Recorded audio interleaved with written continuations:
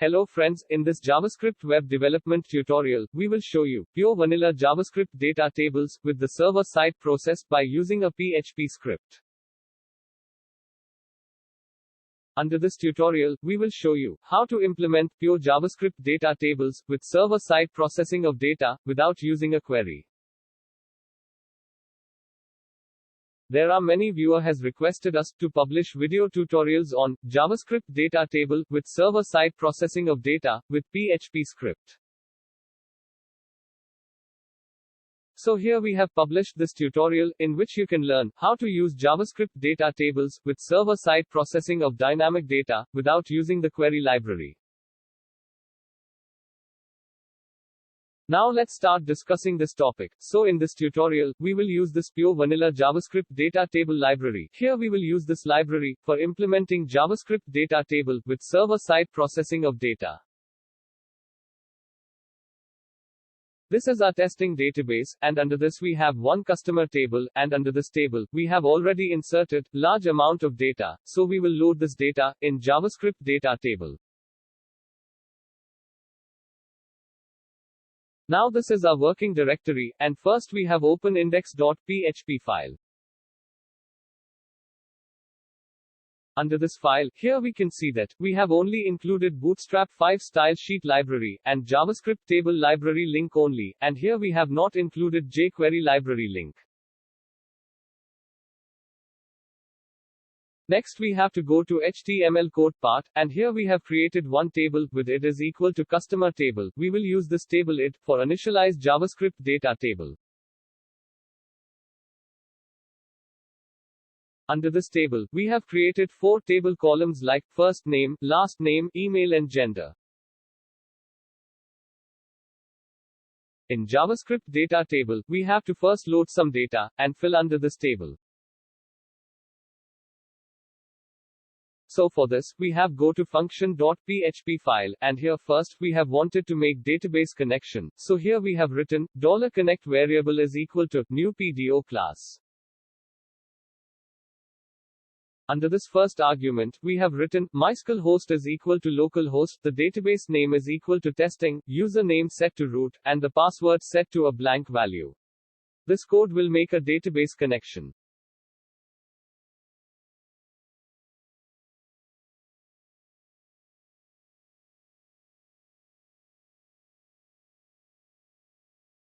After this, we have make fetch top 5 data function with $connect variable as argument.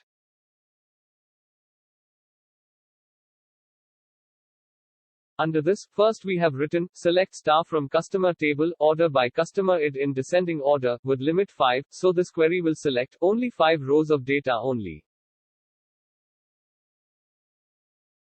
Below this query, we have written $result variable is equal to $connects variable with query method, and under this, we have written $query variable, so it will return query execution result in array format.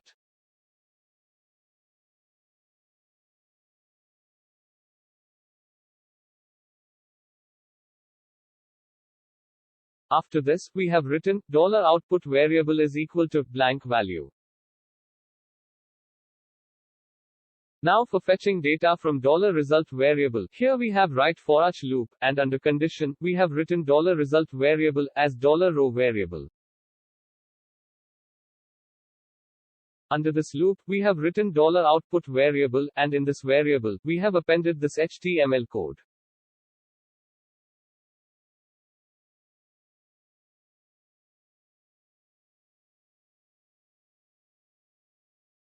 In the first table column, we want to display customer first name details, so here we have written $row customer first name variable.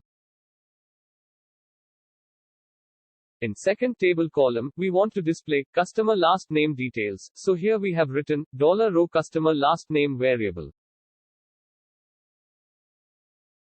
In the third table column, we want to print customer email details, so here we have written $row customer email variable. And in last table column, we want to display customer gender details, so here we have written $row customer gender table column name. So every loop, it will store customer data under HTML format in $output variables. Lastly, we have written return statement with $output variable, which is an output of this function.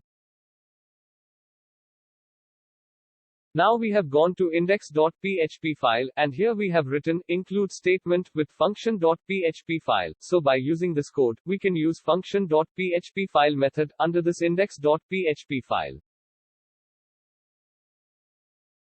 After this, we have gone into the table body tag, and here we have written echo statement with fetch top 5 data function with $connect variable, so it will display 5 records under this table. Friends, here we can see that, when the page has been loaded in the browser, then here on web page, we can see, last 5 customer data has been displayed, in HTML table format. Now we want initialize, JavaScript data table. So for this, we have go to index.php file, and here we have written, new JavaScript table method, and under this, we have written table it customer table.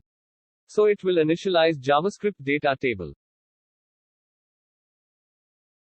Now here, we have first refresh web pages, and after a refresh of page, here we can see that JavaScript data table library has been initialized, and here table look has been changed like query data table. Now we want to implement server-side processing using PHP.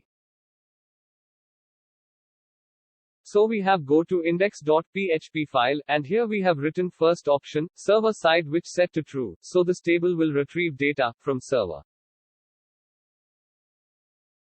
In the second option, we have written defer loading, so under this option, we have to write total number of data. Here first we want to count total number of data. For this, we have go to function.php file, and here we have created count all data functions, with $connect as argument.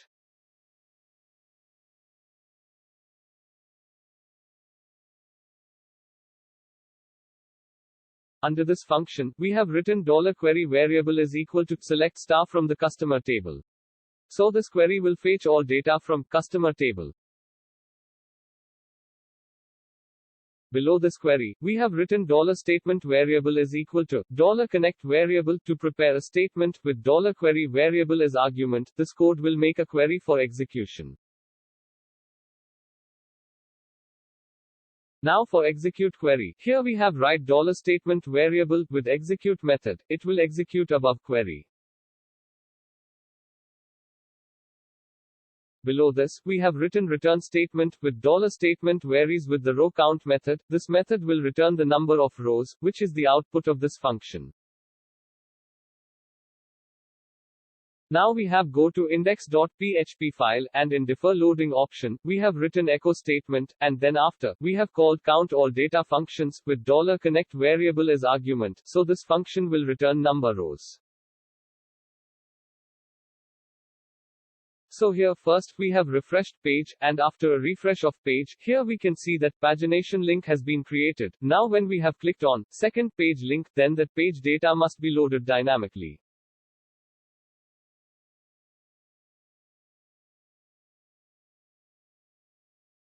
For this, we have go to index.php file, and here we have write Ajax option, and here we have write fetch.php file, so it will send an Ajax request to this fetch.php file. Now we have gone to fetch.php file, and here we have written include statement with function.php file.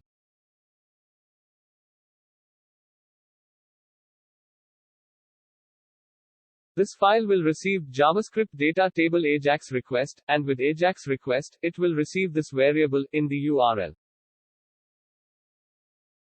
So first want to get and set the start variable value. So here we have written $state gets variable is equal to filter input function with 3 arguments. In the first argument, we have written input gate, in the second argument, we have written variable name start, and in the third option, we have written filter sanitize number integer. So this code will filter starting, to get variable value. After filter, we have written $start variable is equal to $starts to get variable question mark $starts get variable value, otherwise 0. So if this variable has some value, then that value will be stored under $star variable, otherwise it will store 0.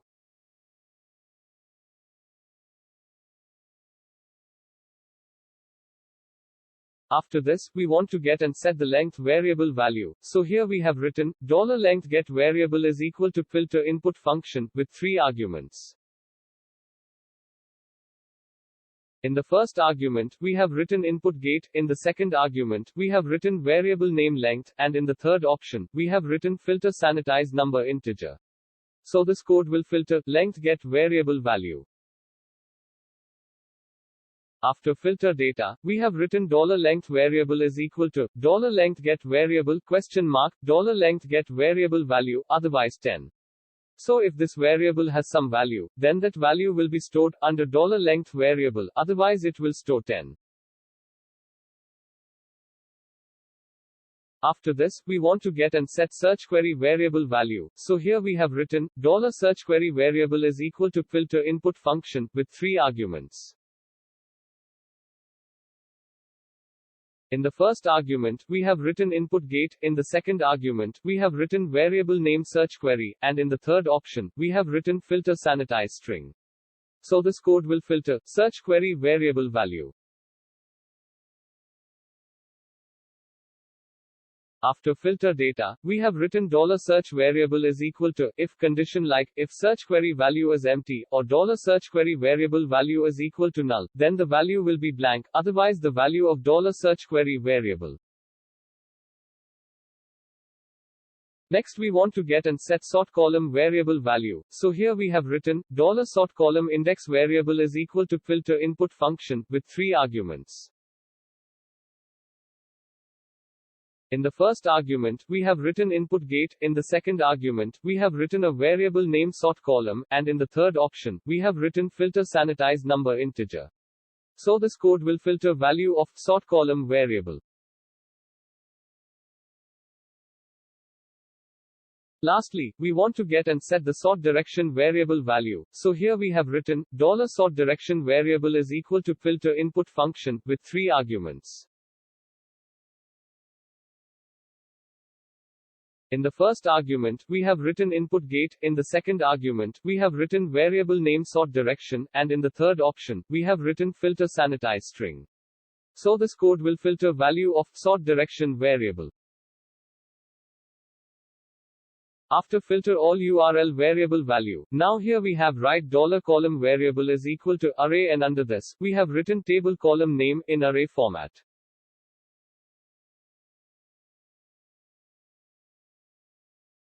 Now we have written $1 query variable. In this variable, here we have write select star from the customer table.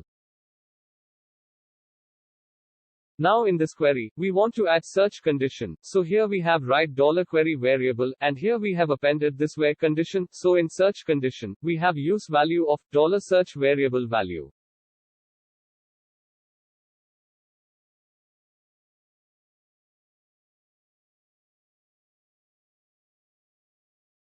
Next we have written if statement, and under condition, we have written $sort column index variable value is not equal to blank. If this condition true, then it will execute if a block of code.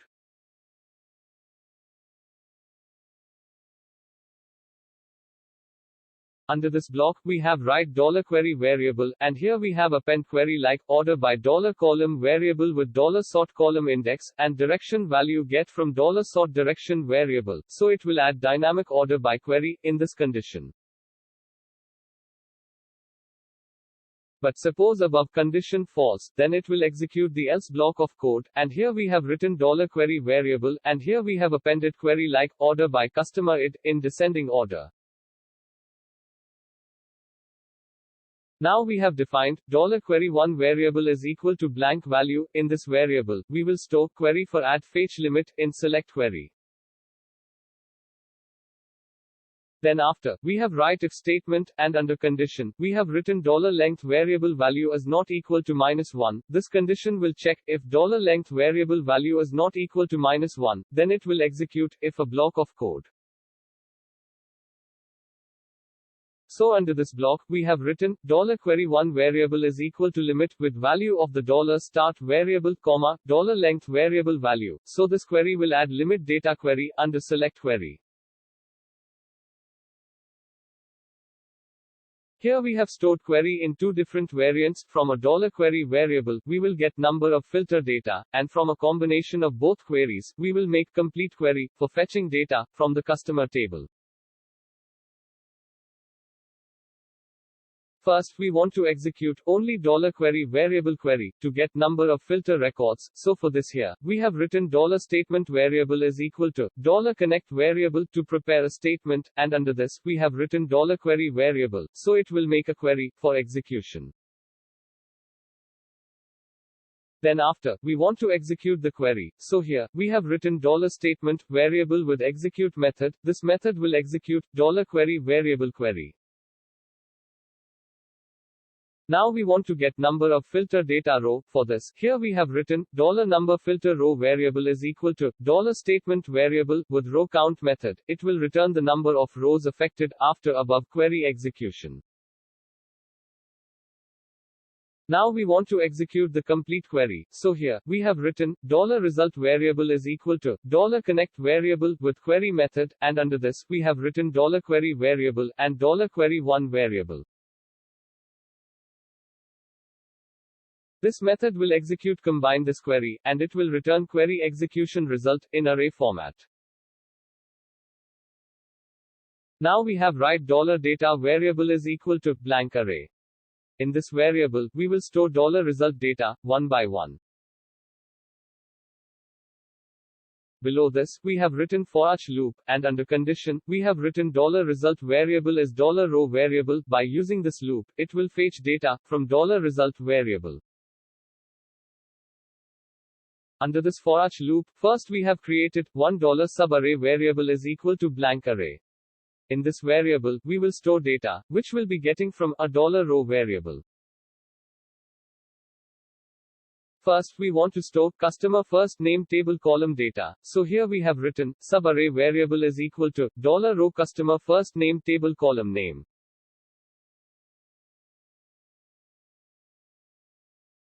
After this, we have again written $subarray variable is equal to $row customer last name table column name. Here we have stored customer last name table column data in $subarray variable. Same way for store customer email table column data. Here we have written $subarray variable is equal to $row customer email table column name.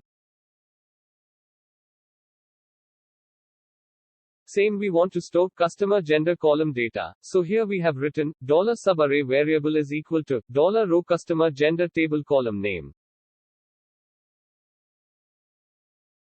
So here, we have stored data in $subarray variable. Now we have write $data variable is equal to $subarray variable. So here we have stored all subarray data in $data variable. Below this loop, we have written $output variable is equal to the array. In first key, we have written records total, and in value, we have written count all data functions with $connect variable. So here we have stored total data count.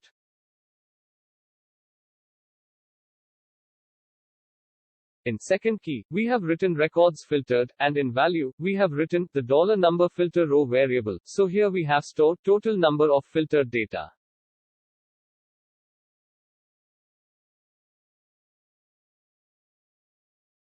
And in third key, we have written data, and in value, we have written $data variable. So here we have store table data. Now we want to send data to JavaScript data table AJAX request. So here we have written echo statement with JSON encode function with $output variable. So it will send data to the AJAX request in JSON format. So here our code is ready. Now we have checked the output in the browser.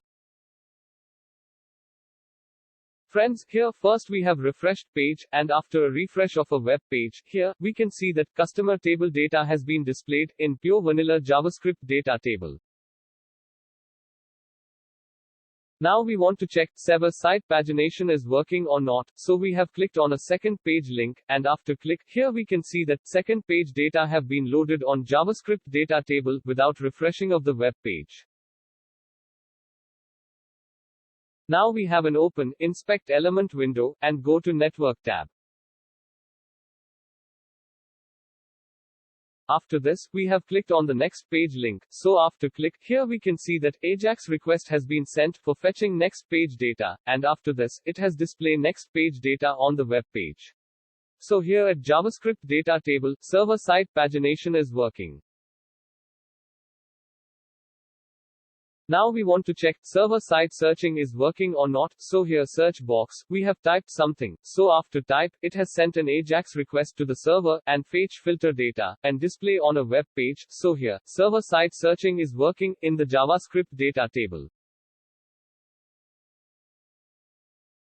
The same way we want to check server-side table column sorting is working or not. So here we have clicked on this column. After click on this column, here we can see that AJAX request has been sent and it has sort table column data, which we can see on a web page. So here server-side table column sorting is working. So by using JavaScript data table, we can perform all operations like searching, pagination, sorting operation, like we have performed in the jQuery data table plugin. So friends, in this tutorial, we have step-by-step learned how to implement vanilla JavaScript data table with server-side processing of data with PHP script. So if you are a vanilla JavaScript lover, then you should have to use this JavaScript data table in your web project. Additionally, if you have any query or inputs regarding this tutorial, you can ask your query in the comment box. If you have liked this video, please share with your friends, or even you can also share on social media also. And lastly, don't forget to subscribe our channel for future video tutorial.